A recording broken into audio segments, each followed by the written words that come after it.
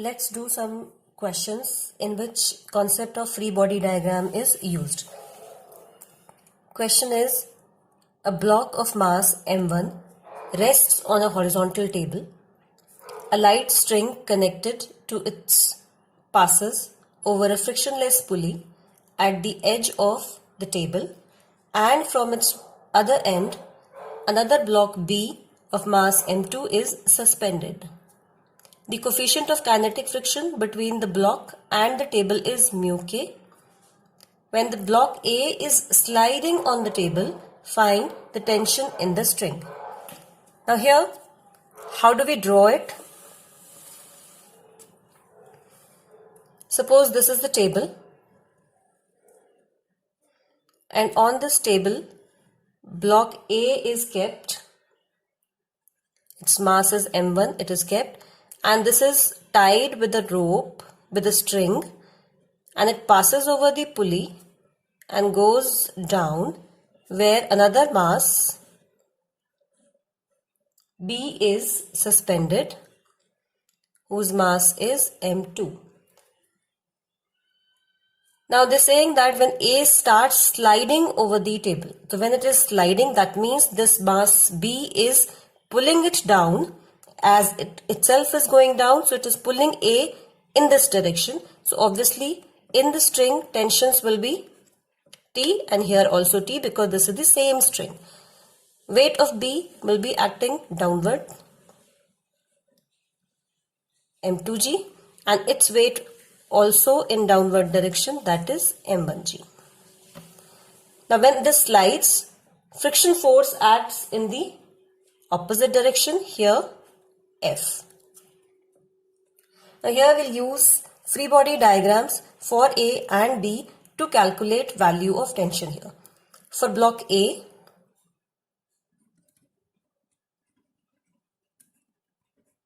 when I'm taking for block A,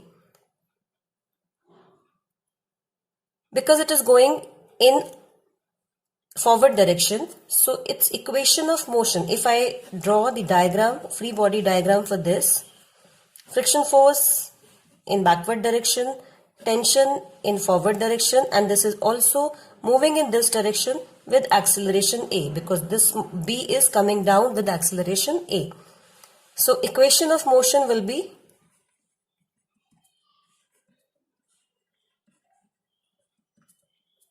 T minus F. F is mu r, this is equal to mu m1g is equal to m1 into A. This is the equation for block A. Now equation for the second block B. For block B, because this is moving down, so m2g is greater than T. Equation will be m2g minus T is equal to m2 into A. So these are two equations of motion for block A and B. When we solve them, how can we solve them? If I add equation 1 and 2, add 1 and 2, this T will be cancelled. I get here m2g minus mu m1g is equal to m1 plus m2 into A. From here we get the value of acceleration, which is equal to m2 minus mu m1 into g upon m1 plus m2. Now put this value of A in equation 1. So from here we get value of tension. You can solve it yourself, and we get the value m1 m2 1 plus mu into g upon m1 plus m2. So this is how we use free body diagrams and equations of motion, and we can calculate acceleration and tension of the objects. Next question is, in this diagram there are two blocks A and B of weight 20 Newton and 100 Newton respectively. These are being pressed against a wall by a force F. That means we are applying a force F, and this A block is being pressed to this side. If the coefficient of friction between the blocks is 0.1 and between block B and the wall is 0.15, what is the frictional force applied by the wall on the block B? Now, here, why the wall will apply a friction force on block B? So, we first have to understand what forces will act on A and B. See, this is the wall. Block B is here. And block A is being pressed in horizontal direction by an external force F here. Its weight is acting downward 20 Newton. Weight of B is acting downward 100 Newton. Now, if this force is absent, tendency of block B and A both of moving, the tendency is to move downward. Now, if they move downward, if B is tending to slide downward, friction force will act in upward direction here. And as the B is being pressed this side and its weight is acting downward, the reaction force of wall on B will act in this direction. This is R. Now, these are the forces which are acting on B. So, we can equate these forces if A and B are in equilibrium. Equating the forces. First we equate in vertical direction.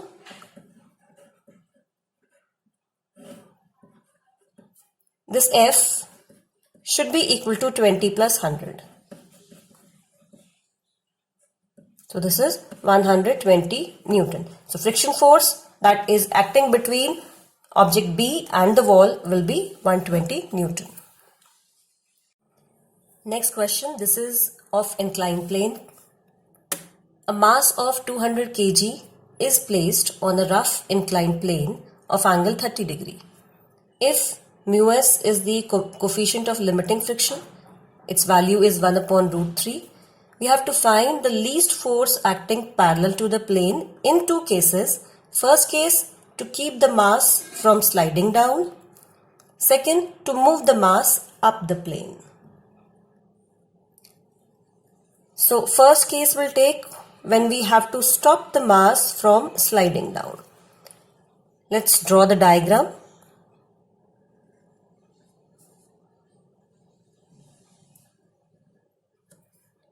Here is the mass M. Its angle is 30 degree. Weight will act in downward direction and reaction force will act perpendicular to the surface. Now we'll make components of mg. This is 30 degree. So this is mg cos 30 degree and a component in downward direction, that is mg sine 30 degree. Now this mg sine 30 degree will try to move this mass in downward direction. So if we want to stop this mass from sliding down, we have to apply a force in upward direction. We are assuming that we'll apply a force in upward direction, and because body is sliding down, so friction force will also act in upward direction. F1 is our external force that we have to apply to stop it from moving down.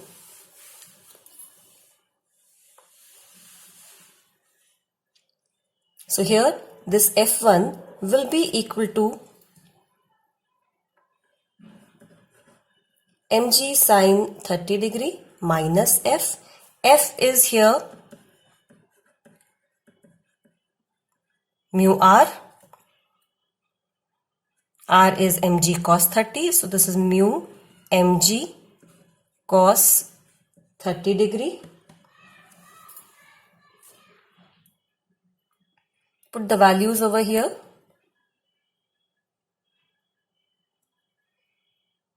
This is mg. Sine 30 is 1/2 minus coefficient of friction In question, it is given 1 upon root 3. So this is mg, and cos 30 is root 3 by 2. Root 3 is cancelled. So mg by 2 minus mg by 2, this is 0. So the external force required is 0 in this case. In second part, they're saying to move the mass up the plane. If we want that this mass should go up, then how much force we'll have to apply. Now in this case, let's draw another diagram.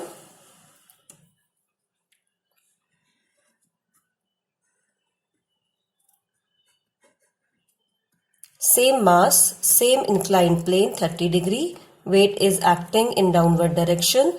Reaction force same, perpendicular to the surface. Components mg cos 30 degree and here mg sin 30 degree. Now if I want to move this mass up, that means now friction force will act in downward direction. My external force is here. This will be different from the previous case, but now friction force will act in downward direction, and F2 will be equal to mg sin 30 plus F. So here it will be like in the first part we calculated, this is mg by 2 and friction also mg by 2. So this will become mg, which is equal to, mass is given 200 and g, if I take 9.8, this will be 1960 Newton.